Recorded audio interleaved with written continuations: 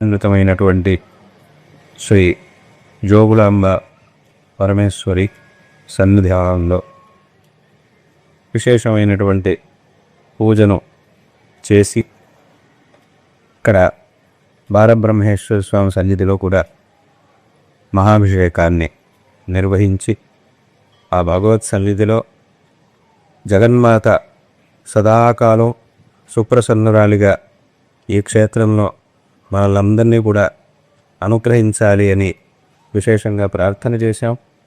అదేవిధంగా ఈ క్షేత్రం యొక్క అభివృద్ధి కార్యాలని వేట్లయితే సంకల్పించారో ఆ సమస్త కార్యములు కూడా అమ్మవారి యొక్క అనుగ్రహంతో నిర్విఘ్నంగా ఏ విధమైనటువంటి ఇబ్బందులు లేకుండా అత్యంత ఉత్తమమైనటువంటి రీతిలో ఆ పనులన్నీ కూడా చక్కగా జరగాలి అని అమ్మవారి యొక్క సన్నిధిలో ప్రార్థన చేశాం.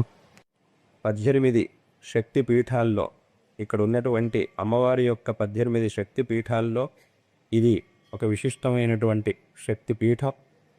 అలాగే ఈ శక్తిపీఠం యొక్క శక్తిని ఎంతోమంది ఎన్నోసార్లు తమ యొక్క అనుభవంతోనే తెలుసుకున్నారు. అటువంటి ఒక విశేషమైనటువంటి శక్తిపీఠం కాబట్టి ఈ శక్తిపీఠం యొక్క మహిమని భక్తులందరూ కూడా విశేషంగా తమ యొక్క అనుభవంతోనే తెలుసుకొని అమ్మవారి యొక్క అనుగ్రహానికి పాత్రులయ్యారు.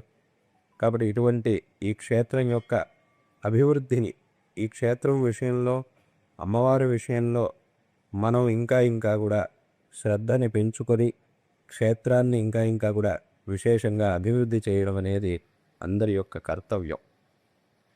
ఇక్కడ క్షేత్రాన్ని అభివృద్ధి చేయడం అనేటటువంటి మాటకు అర్థం ఏమిటి అని అంటే ఆ క్షేత్రం విషయంలో మన యొక్క శ్రద్ధని పెంచుకోవడం. ఎందుకంటే మనం అభివృద్ధి చేసినా చెయ్యకపోయినా క్షేత్రంలో అమ్మవారి యొక్క సాన్నిధ్యం, అమ్మవారి యొక్క శక్తి అది ఒకే రకంగా ఉంటుంది. అయితే ఆ శక్తికి, ఆ అనుగ్రహానికి మనం పాత్రలు అవ్వాలి అని అంటే మన యొక్క శ్రద్ధని మనం పెంచుకొని క్షేత్రాన్ని అభివృద్ధి చెయ్యాలి. ఎందుకంటే ఇప్పుడు మనం అభివృద్ధి చేయడం అథవా అభివృద్ధి చేయకపోవడం వల్ల అమ్మవారికి ఏ విధమైనటువంటి లాభ నష్టాలు ఉండవు, భగవంతుడికి ఏ విధమైనటువంటి లాభ నష్టాలు ఉండవు. కానీ అమ్మవారు మనల్ని అనుగ్రహించడానికి ఈ క్షేత్రంలో తన యొక్క దివ్య సాన్నిధ్యంతో విరాజమానాలై ఉన్నప్పుడు ఈ క్షేత్రాన్ని శాస్త్రోక్త విధానంతో సంప్రదాయబద్ధంగా అభివృద్ధి చేయడం అనేది మనందరి యొక్క కర్తవ్యం. కాబట్టి ఆ విధంగా మనం ఎంత శ్రద్ధని పెంచుకొని ఎంత అభివృద్ధి చేస్తామో, దానికోసం ఎంత శ్రమిస్తామో అంత అనుగ్రహం ఆ అమ్మవారి యొక్క అనుగ్రహంతో, అమ్మవారి యొక్క కృపతో భక్తులందరికీ కూడా ప్రాప్తం అవుతుంది. కాబట్టి ఈ విధంగా ఇక్కడ సంకల్పించినటువంటి ఆ అభివృద్ధి కార్యక్రమాలన్నీ కూడా భవిష్యత్తులో చక్కగా నిర్విఘ్నంగా సంపన్నం అవుతాయి అనేటటువంటి విషయంలో ఏమాత్రం సందేహం లేదు. అనాది కాలంగా శక్తి స్వరూపిణి అయినటువంటి అమ్మవారి యొక్క ఆరాధనమే మన దేశంలో చేసుకుంటూ వస్తూ ఉన్నాం. మనుషులు మాత్రమే కాదు, స్వయంగా దేవతలు కూడా తమకి ఎన్నో కష్టాలు సంక్రమించినప్పుడు ఆ కష్టాల నుంచి బయటపడడానికి అమ్మవారిని విశేషంగా ఆరాధించినటువంటి విషయాన్ని మనం పురాణ ఇతిహాసాల ద్వారా తెలుసుకోగలుగుతూ ఉన్నాం. కాబట్టి దేవతలు, మహర్షులు, అవతార పురుషులు, విద్వాంసులు, కవులు నుంచి సామాన్యమైనటువంటి మనుషుల వరకు అందరూ కూడా అమ్మవారిని విశేషంగా శక్తి స్వరూపిణి అయినటువంటి అమ్మవారిని విశేషంగా ఆరాధించినటువంటి విషయాన్ని మనం ఇతిహాసం ద్వారా తెలుసుకుంటూ ఉన్నాం.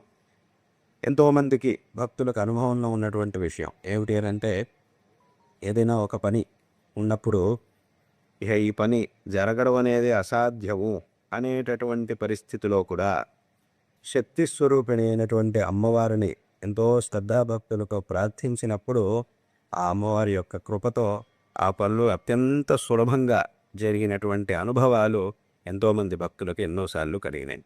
ఇంక ఈ పని జరగడం అసాధ్యం అనేటటువంటి పరిస్థితిలోనూ కూడా అత్యంత శ్రద్ధాభక్తులతో ఎవరైతే అమ్మవారిని ప్రార్థించి ఆరాధించారో వాళ్ళ యొక్క అనుభవంలో ఈ విషయాలన్నీ కూడా ఉన్నాయి.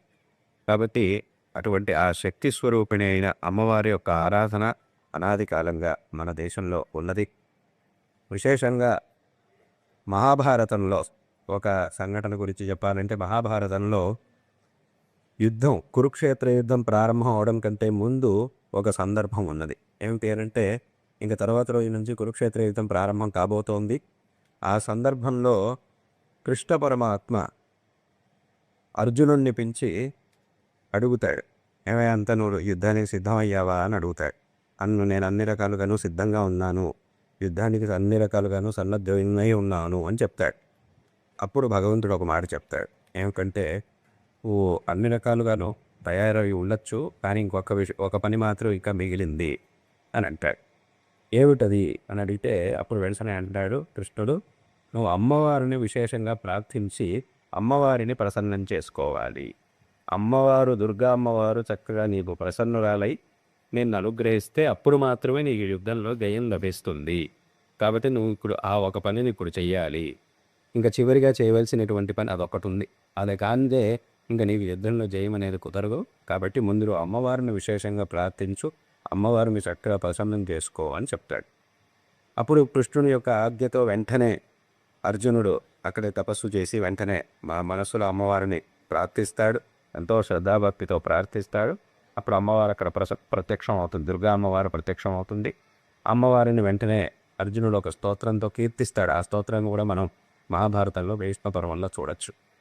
ఆ స్తోత్రంతో అమ్మవారిని కీర్తిస్తాడు.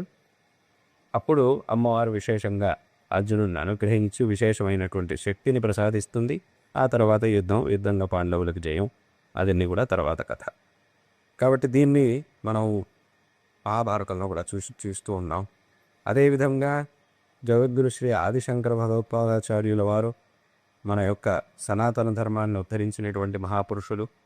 వారు తమ యొక్క దిగ్విజయ యాత్రా కాలంలో ఎన్నో క్షేత్రాలకు వెళ్ళి, అమ్మవారి క్షేత్రాలకు విశేషంగా వెళ్ళి అక్కడ ఉన్నటువంటి శాస్త్ర విరుద్ధమైన ఆచారాలు, ఏదో కాలంలో ప్రారంభమైనటువంటి శాస్త్ర విరుద్ధమైన ఆచారాలన్నిటి కూడా సరిచేసి మళ్ళీ శాస్త్రబద్ధమైనటువంటి సాత్వికమైనటువంటి పద్ధతుల్లో అమ్మవారి యొక్క ఆరాధనని కూడా ఎన్నో చోట్ల ఏర్పాటు చేశారు.